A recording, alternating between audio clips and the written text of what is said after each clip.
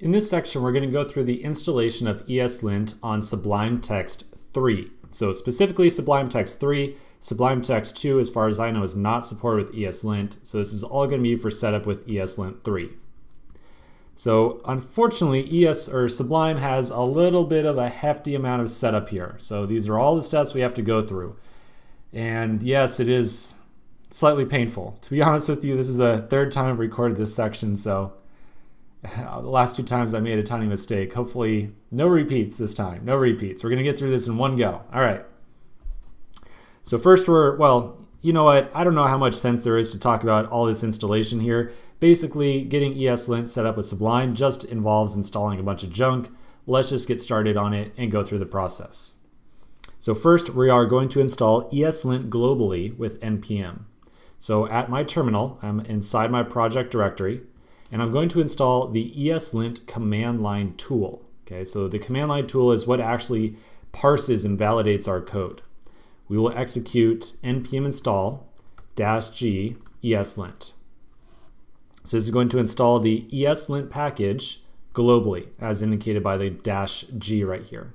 This is going to take a little bit to run, so let's continue with the rest of the installation while that goes. The next thing we're going to do is install package control. Package control is a package manager for Sublime Text 3, so it's just something that's going to allow us to easily install other packages. To install package control 3, I'm going to open up my browser and I'm going to navigate to packagecontrol.io/installation. Then once here, on the left-hand side, we're going to go through the simple installation process, which really is pretty straightforward. I'm going to copy this big block of text right here, everything from the import statement to the write by at the bottom. So I'll hit Command-C to copy it. Now I'll go back over to Sublime Text, and I need to paste this into Sublime's console. So I'll go up to the View tab at the top.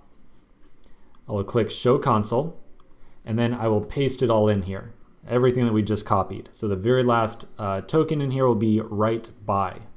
Then I'll hit Enter, and this will install package control for us. Now I've already got package control installed, so I am not really doing any additional installation here. You'll want to make sure that it just completes installing. It should only take a second or two.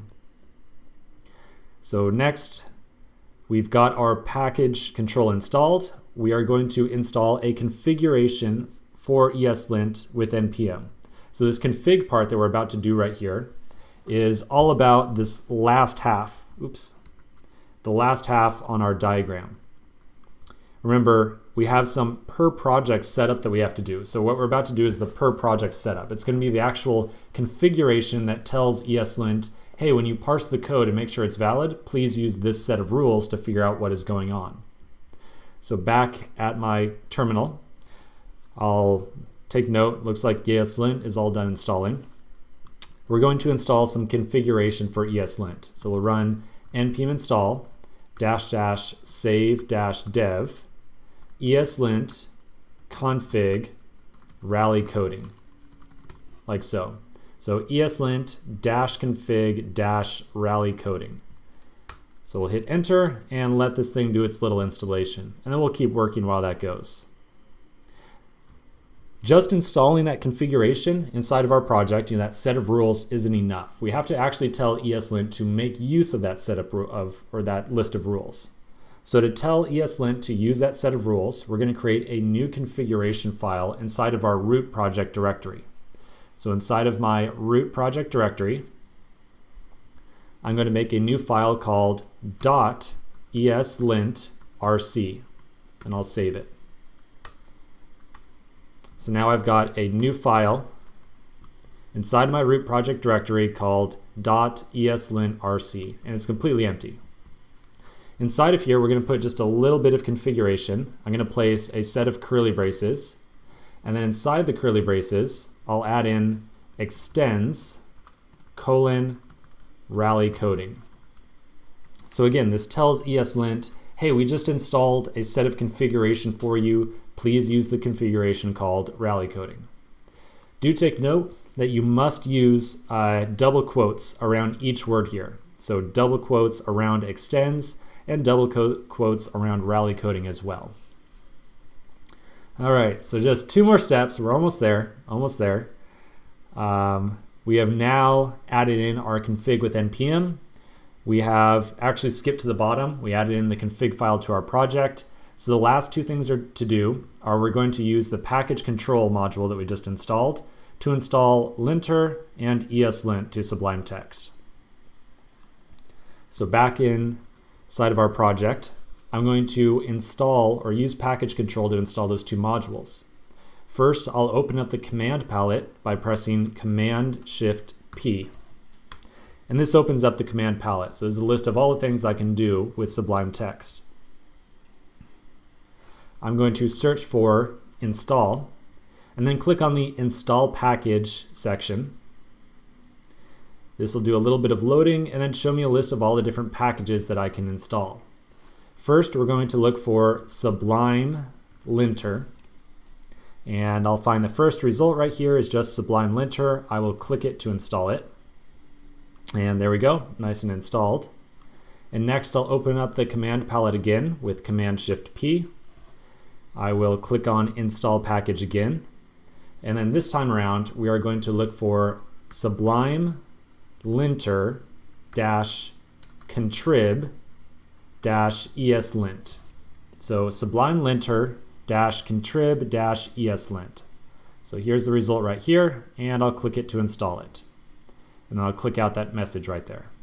Okay, so last step, I'm going to close out Sublime Text entirely.